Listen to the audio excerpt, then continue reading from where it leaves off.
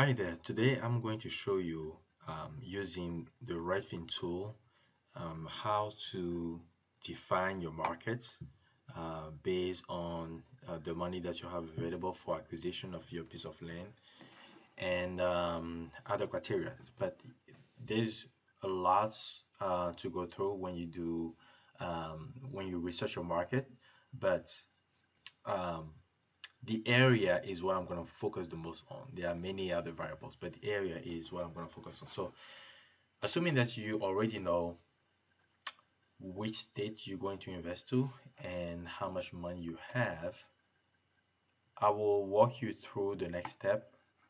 And here we go. So, assuming that my my area of activity would be Florida, right? And I want to try Charlotte County, Florida. So I'm not choosing Charlotte County because I've worked there, but it's just a way for me to explain you how we'll go about selecting um, the area and making sure that this area is good enough for me. Um, the first step is to go to the county. You always want to narrow down by county, and as you can see, you have quite a lot of homes and lands at the same time. But what you want to do is you want to filter on lots. So I click on more filters. I apologize, but my computer is a little slow. Okay, so here I am, and I'm gonna click on land only. The price is very important because it tells you how much you can afford. Okay, um, I may have 3,000 to invest for each piece of land or 500 or 1,000. It really doesn't matter. So what I'm gonna do is I'm gonna click on 50K, which is the lowest, and we're gonna dive deeper into this. Okay, so bear with me. So 50K is my max price um, because Redfin actually doesn't allow anything less than 50K. So we're gonna go with that for now, and then I have land because that's what I want. Okay, and then what else? So here I'm focusing on for sale, which means listed properties. All right, the lot size, well, I can say, hey, I want at least 125 acres. Okay, so these are the most important filters. Now that you have your filters applied, this is very important, please don't forget that. Apply, hit on apply filters, and now you're down to, let's see, now you're down to 1,228 pieces of land, and here are some of them. So in Port Charlotte, you can see Punta Gorda here. Um, you also have you actually have a bunch of land. Okay, so what I'm gonna do is this is all pictures, but I want the real data. I want to be able to analyze my data. Okay, so I'm gonna click on all the 17. I know it's a pain, but what I always suggest that you do is that you download one by one, um, and you download each page. So you have 17 pages. You download page by page. So you hit download all, and that's only the first page. It's gonna download. Here we go. And then you want to go the first page downloaded, and then you want to click on the second page. You do the exact same thing. You download again. Let's see where it is. Okay, so you're on the second page. You click download again until you download the 17 pages. Um, so once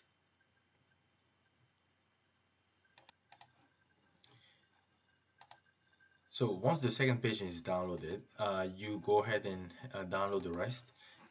Now, when you go to your downloads, you should be able to see something like this.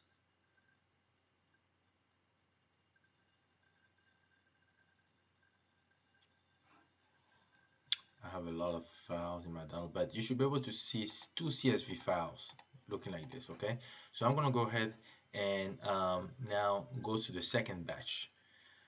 Remember the first batch was about for sale properties, right? Now the second batch would be about sold properties. So let's go ahead and do the same thing. So the only thing I'm gonna change here is turn for sale off, and sold will turn on automatically. And you can see the change here.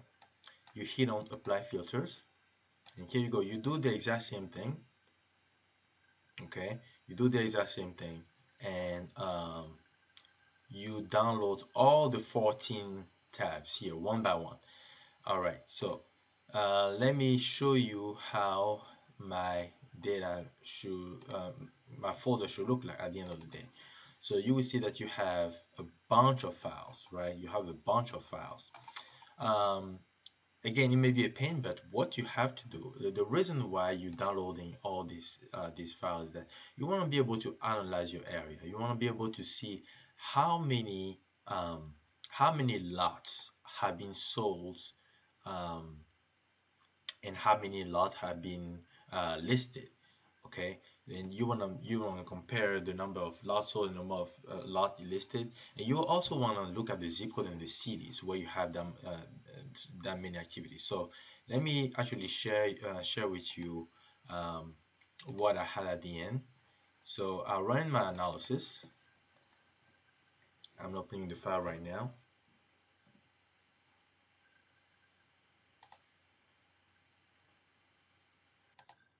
Okay, so um, here's what I was saying. I have appended all the rows. Okay, I have appended all the rows from the 17 first file and the 14 second file. So that's about 31 files altogether. So I have appended them all together. It may be a pain to do it, but it's worth the try. So I had some files. You will see here is the status. So the status active is this has to do with the listed properties, right? So this was the first filter, and sold would be the second batch, which where I turn off the active, the listed, and I turn on the sold. So you have all your data here, and this is the time to do your analysis, right? All right, so let's go over every single field. So I have cell type, all vacant land, because we did filter on land, right? And I have the address, which is awesome. Okay, I have the address, I have the city of each property, I have the state, I have the zip codes. The city will help you define where to focus your activities on, your sale and purchase. The zip code will also help you do that. The price, you can see that here, your lowest price where a piece of land has been listed is 1900. So that's your lowest price. If this is your lowest price, usually you want to do double your money, right? So you can purchase, if in this specific zip code and this specific city, which is Punta Gorda, if a piece of property is listed for 1900, that means you can buy it for $1,000, or way less if you dealing with motivated seller, right? 500 or 700, stuff like that. So that's one. And here you also have the information about the lot size, which is great because it tells you how many acres or how many square feet you're dealing with. Days listed, days on the market. This is also very important because it tells you how quickly the lands will be selling. And this is pretty much it. You use this data and then you create some pivot table. Let me show you what I did. You create some pivot table, and I can tell you upfront if the area where I want to invest in is good or not, based on my budget, based on my pocket. And here's my conclusion. Here, the zip code 33948 is definitely a zip code I want to focus on, because 17 properties have been sold. Okay, 17 properties have been sold in that zip code for $2,000. I can send out mail in this specific zip code and be happy.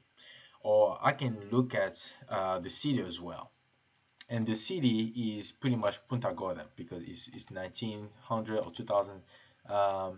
either I choose these zip codes, 32948, or I choose Punta Gorda as the city. And depending on your pocket, again, you can actually 1900 is not too far from 2000, so you can decide to invest in North Ports. Why not? Um, if you have a bigger budget, you can invest in Port Charlotte for $3,000. So that means you can buy per properties for $1,000 to $1,500 and make double your money, right? So I hope you like this video. This is a high level understanding of how to choose your market. Of course, if you want, you have to first find your state, the state you want to invest in, and after the state, you want to drill down to the county. There are so many counties out there and so many states out there. You need to find the state, and this is going to go, you're going to have to do it by trial and error. But if you like my video, please give me a thumbs up. And my name is Oscar. A um, I have some properties for sale to land investor, and also do some a little bit coaching for land investing. Video, or if you need any help, please feel free to watch my YouTube videos or subscribe to my channel. And I hope to see you soon. Bye.